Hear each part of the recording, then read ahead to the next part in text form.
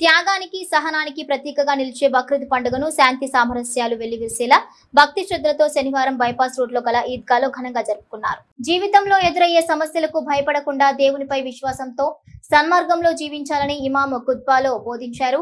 ఇస్లాం విశ్వాసానికి త్యాగానికి ప్రతీకగా జరుపుకునే పర్వదినం బక్రీద్ పండుగ అని, ఈ బక్రీద్ పండుగ భక్తి విశ్వాసానికి ప్రతీక అని, మహమ్మద్ ప్రవక్త బోధించిన సమైక్యతను సోదరభావాన్ని అందరూ అనుసరించాలని ఆకాంక్షిస్తూ అందరిలో స్నేహభావాన్ని కలిగించాలని ఇమాం కోరుకుంటున్నారన్నారు. దైవ ప్రవక్త ఇబ్రహీం మహోన్నత త్యాగాన్ని స్మరించుకుంటూ ముస్లిం సోదర సోదరీమణులందరూ బక్రీద్ పండుగను జరుపుకుంటారని, పేదల పట్ల జాలి, దయ, కరుణ కలిగి ఉండటమే బక్రీద్ పండుగ పర్వదినం ఇచ్చే సందేశమని, ప్రజలందరికీ అల్లా ఆశీస్సులు ఎల్లప్పుడూ ఉండాలని ఆకాంక్షించారు.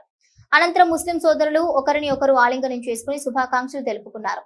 అనంతరం తమ ఇళ్లకు చేరుకుని కుర్బానీ ప్రక్రియను కొనసాగించారు. బక్రీద్ వేడుకల్లో పట్టణంలోని వివిధ మసీదుల సదర్లు, సీనియర్ పాత్రికేయులు, తాహేర్ పాషా, టీయూడబ్ల్యూజే రాష్ట్ర ఉపాధ్యక్షులు, జిల్లా అధ్యక్షులు లాయక్ పాషాలతో పాటు పట్టణ కమిటీ అధ్యక్షుడు అక్రమ్ పాషా, పెద్ద సంఖ్యలో ముస్లిం సోదరులు పాల్గొన్నారు.